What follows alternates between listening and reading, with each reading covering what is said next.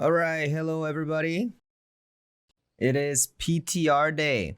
What PTR day is? Public Test Realm Balance Patch. This video is going to be multiple parts probably because some of them I'm gonna skip really quickly, and then some of them we're going to take a very long time to figure it out. If I can't figure something out, probably have to rely on other streamers who play that class because I don't play every single class. I just have the characters for it and have the fundamental knowledge of how the character operates and probably the history that happens here. Okay? Going to Slayer, I said it was going to get nerfed by 5.6%, around 5 to 6%. What happened to her was she got decreased on the spec scaling by 0.1%. That's actually a lot, considering how much spec that she needs for the Punisher build. So that's a big nerf. And the Bloodlust skill, her major DPS skill, that almost takes 30% of her pie, is decreased by 12.5%, and the Awakening got decreased by 8.3%. Well, in general sense, this nerf is like a little bit justified. I kind of expected more. So this is a lot less than you think because their biggest strength is their meter gain is very simple if you have a lot of spec, and they do a lot of damage considering the difficulty of the class, right? And some people think that this class is particularly difficult, but the range and the animation that she has is actually really fast. And the Awakening is not back attack either. So Awakening is an instantaneous attack that does millions of damage. So that one, putting that into an account, they probably have increased it by decreased the damage by 8.3%. And the Z skill, your super armor, very long range, and it's very easy to hit. So when someone's dodging away, you can stand still and take the hit and then use the Bloodlust skill. And that skill itself did way too much. So that maybe that's what the developer thought of. As in the developer comment does say, the Punisher class has always been the top in the charts. That's what they have said, and based on end content. And when you say end content, it's a Khan, this is Gargades, and also this is Voldyke. This is 1600 plus content. So you guys don't have this yet. So this is based on 1600 content. And when I'm mentioning this end game, Voldyke is a dungeon that is very, very disadvantageous to entropy classes because they're all most humanoid classes and they spin around a lot, and they move very fast. So entropy classes has been complaining. Considering that content being very difficult for entropy, Slayer is top in the charts. That means there's something wrong with that particular class. That's what the developers think, right? As for the next comment, says Punisher is a very tough class to operate. As what they say, because entropy is supposed to be harder than Hitmaster, which is true. And within the statistics that they show on the end content, which is Voldyke, the differences between the users are very high. So for example, their lows are very low and their highs are very high. So considering this particular standpoint, it was still too strong. Therefore, they nerfed it a little bit. Okay? So for Slayer players, particularly if you're playing Predator as well, you guys are all fine. Because even with this nerf, if you play well, you always get MVP. Because this class is still very, very strong and powerful. So Battlemaster. My assumption was like a remaster, right? For SO and then F5. For example, the Wardancer needs a lot of QOL change. For example, her wind explosion needs to be canceled and a button press, etc. And she's in kind of a weird situation where the 4-spender does way too much damage, and then the 3-spender does etc. And like, well, I think our friend Zeos might be a little bit upset here, but he might switch to first intent. I don't know, but the first intent is a buff, right? And it's 8% because first intent is usually used as level 3 engraving. So the damage is increased by 8%. And as for comment says, the first intent is a party synergy class that gives a lot of buffs and gives a lot of support, and a very easy and sustainable, very comfortable, consistent class. But with the recent meta, they are showing on the bottom side in terms of performance. So they have decided to increase the engraving on the Wardancer itself, the engraving damage.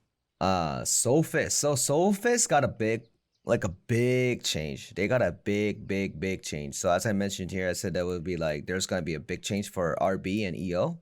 So first of all, they added a new skill. This is replaced with the poison thing. Like no one uses that. It's a green skill. So they essentially just got another skill. Oh, there you go. So this is a regular version that just adds damage. And the one I just showed you before is the super armor version. So it's like a mini Wardancer Awakening. A decent damage, I guess. Yeah, it's a decent skill for EO Soulfist. So, but I don't know what you would replace because I don't play. It's been a while I haven't played them. So we have that there. So you guys have another choice of skills that you can put, and that's about it. Called the Lightning Palm.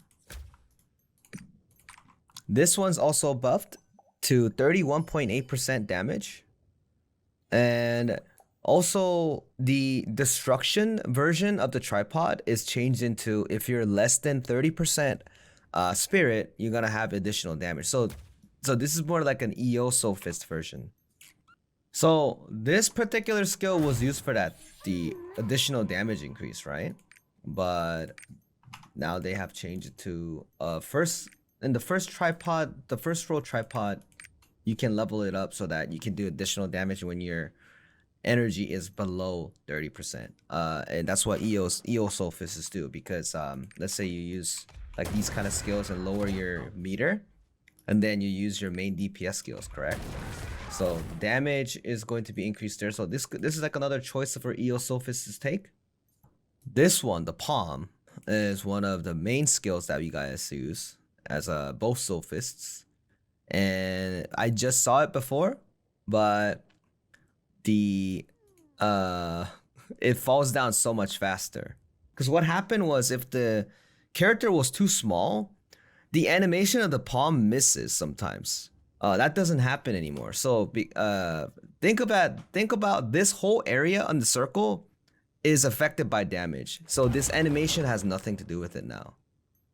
Because sometimes when the palm lands and this particular palm is over here and the boss is over here, he doesn't get hit. So this is like a really good change, because these are the things that I kind of wanted, right? I kind of want people to get. And then the overall damage of this particular skill has been increased. So this is a big buff as well. So Soulfist is a big winner this patch, for sure. Like I only went over 3 skills and they're already like on the moon right now. On the moon. Now this particular skill, the palm burst is also increased in damage by 9.1%. No one really uses this skill because it's not as I kind of use this on Chaos Dungeon when I used to play her a lot. But there's also said another tripod has been changed where you do bonus damage if you are on the 3rd state of the transformation.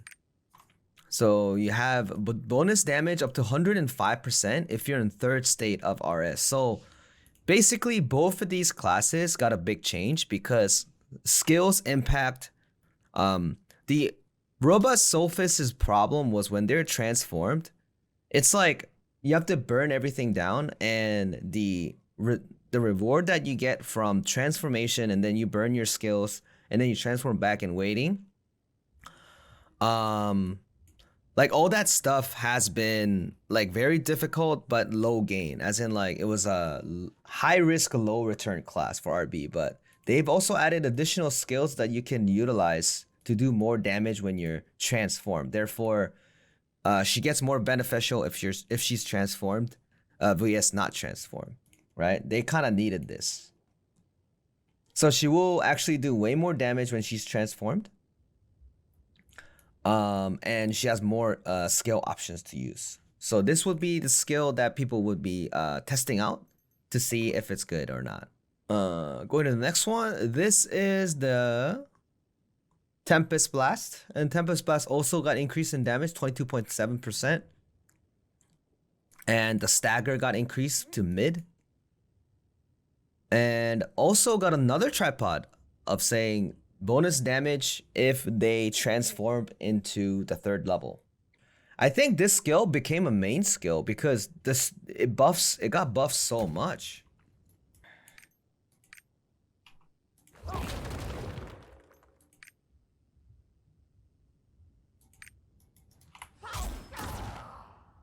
Yeah, look at that. Yo, this skill is very powerful now. Holy. So I think Robust, Soulfist, and EO, they gotta have like a different build. They gotta have a different build for sure. The effect's different too, boys. Yeah, Soulfist is a big winner, man. Holy. Maybe the class is gonna get more popular now. Look at that. We have another skill, the Shadow Breaker, is also increased by 9.1%. And they added another tripod where if you're under 30% energy, you do bonus damage instead of doing additional damage on a boss that is under 50% HP. Therefore, this was supposed to be an execution skill that is useless, but it's usable now for EO Soulfist because this particular uniqueness where if you're under 30%, right, you do bonus damage. Coming up to here, this is also like decreased by 4.5%. And then this one, Crippling Barrier, decreased by 27.3%. So long story short for this particular so the other 3 skills, you have the Kamehameha Wave, right? Energy Blast. This is also 30.8% decrease in DP damage. And then, but this one is 70% damage increase on a regular, like a boss monster, but it changed into, if you're in Super Saiyan 3, right? Hype Mode 3, you get to do 105% damage. So basically it got moved over. The damage kind of got like moved over, I guess, for RS Soulfist. I wonder if there's any like an animation change, but are all the Soulfist players gonna come back to the game now?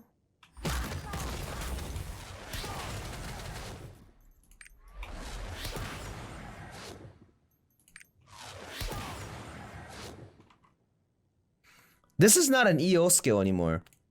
Because the DPS decreased. So, and then we have this cast faster now, right? And then sometimes if you cancel this too much, apparently you don't get a buff. So they fixed that bug. So let's see. Oh, and then this one would be the synergy.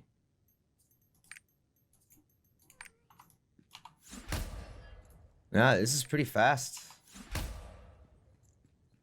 The Spirit Bomb's range has been increased. Not range as in the area effect.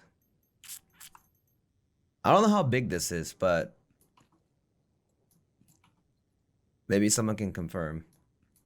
Because I haven't played. Oh my god!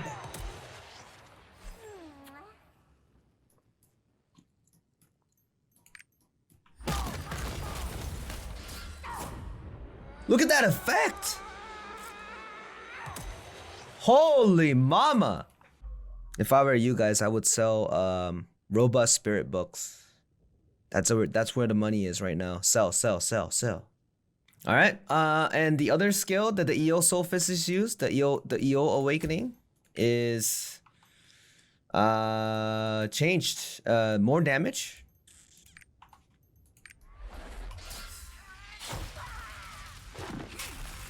Oh my god, dude, they added so much on the effects.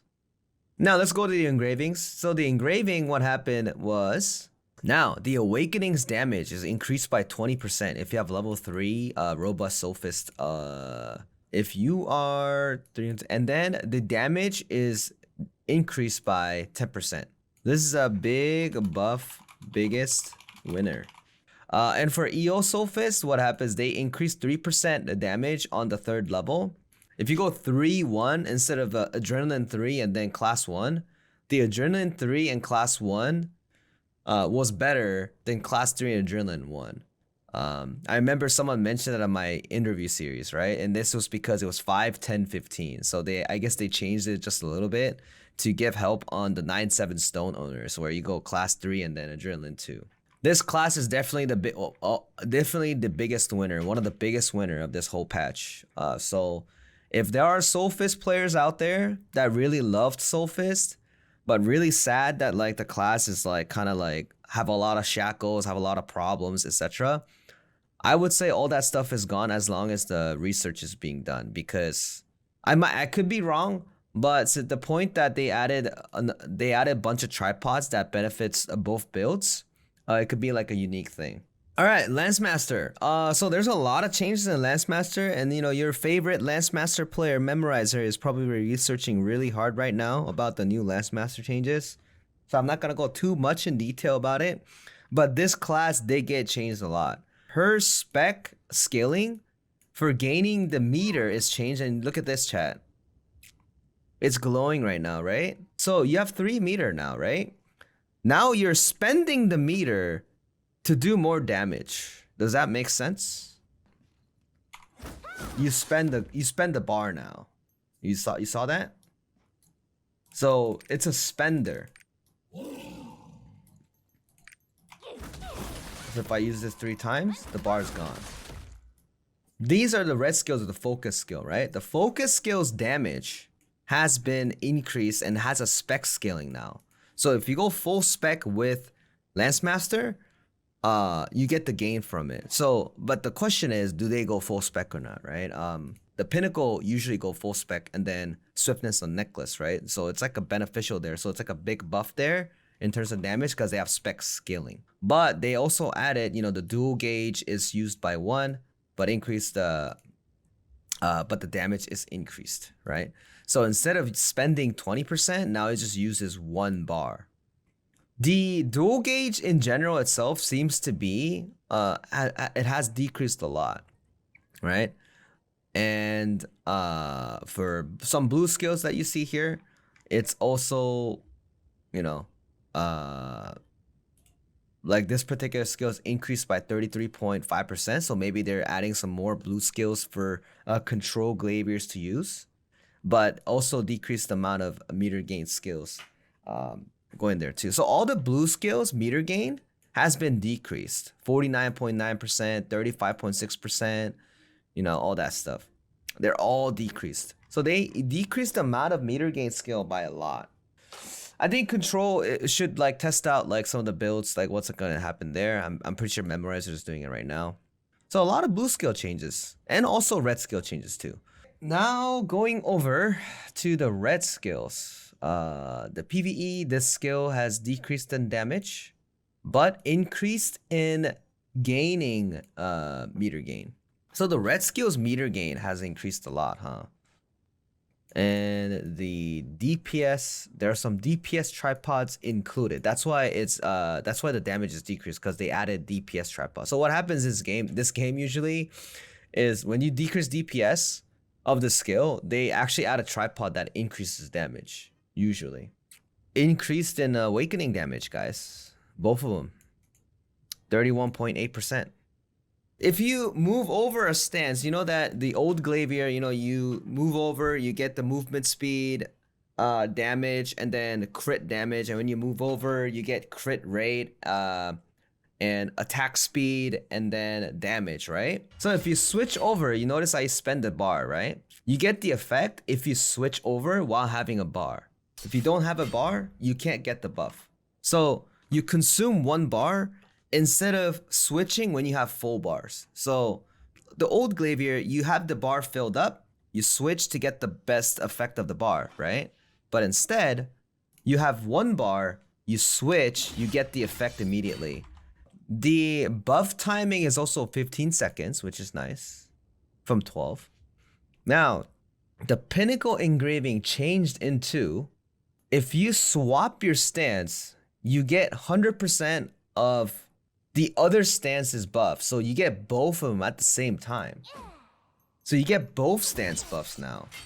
Holy shit. Oh my god. Memorizer's dream came true. It encourages frequent swap Yep, it encourages frequent swap, and if you swap, you get 20% movement speed, 20% attack speed, 25% damage increase, and 60% crit damage. That means you can't go keen blunt in this class. It's inefficient. So when you're thinking about a build, keen blunt is out. You don't want this engraving anymore. You would put raid captain here because you get 20% movement speed, right? Entropy does sound okay. So you could technically go. Because she has a lot of skills that are back attacks, right? So this also works. Like this build will technically work, theoretically. Now for control is you can't use you know, the other stance, but your dual gauge gain is 100%. Let me read. So before we test a little bit of things out, let me read the developer's comment. So they're really happy, right? I think Glaivier mains are super happy right now. Super happy. And their goal is to add more unique class synergies to add in more characteristics to various classes. So Glaivier is a big winner too. A big winner. Big winner. So I don't know much about Control because I never played it, but I think Pinnacle is like pretty much to the moon right now, because the only fact that you get 20% attack speed and 20% movement speed for free is insane, because if you add in Yearning and food buff on top of it, you're already at 138. So yeah, so you're already at 140 without anything. Therefore, so if you go Swift, you added 9%, right? So you add 10. Well, you add 12. Therefore, you're at 140% movement speed and attack speed already. That means your engraving of Raid Captain is pretty much free for this class for 18% damage increase. Therefore, this engraving is a must. And well, grudges obviously, and then you have the level 3 class. So these three are literally the must mandatory engraving. And so from here, I bet people will probably like do a research on it. I don't know if this particular class is gonna be an entropy class, but if you add in, you know, 1800, and then you are playing like accordingly like this, right? It's same playstyle. You guys still have the same playstyle, I think, initially. But if you switch, you just have a better, like a better thing, because you still gain meter a lot, right? So you kind of, I think you'll play like a gunslinger more. That's what I think. That's about it. But you know, Memo's probably going to be researching into it. But as long as you swap, you know, you get the buff, and by the time the buff runs out, well, this class is going to become like a gunslinger, I think, because you need to swap every 14 seconds, right? And then you just gain a meter, right? You just gain a little bit more meter, a little bit more meter. You swap again, a little bit more meter, and then whenever you have a meter, make sure you use a skill that uses the meter usage, the spender skill. So it's backwards now. You know how in Pinnacle, you gain meter blue, you switch to red, do red skill, and then you switch back, you gain, and then you switch back, and then all that stuff. I think you gain meter on red now, and you spend major DPS on blue. This is because you have to spend the dual gauge to do more damage. If that makes sense. Again, you don't have to listen too seriously on this, because I don't play the class. It probably has to do with you guys have to rely on Memo to do this, because Memo's a Glaivier main. So you notice here, right? I have that new tripod. Every new tripod on the blue, it spends 1 gauge meter, right? So if I spend 1, it's a big damage difference. It's a big damage difference.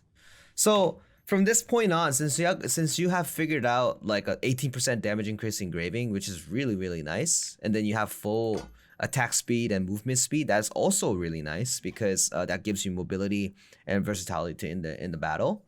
And on top of that, now your decision is, do they go entropy or not? So that's like my question, because you have to figure out your crit rate from this point on, right? You have to figure out how you guys gonna get crit rate from this point on, without giving crit. So is it gonna be hallucination, right? Maybe hallucination could be an option.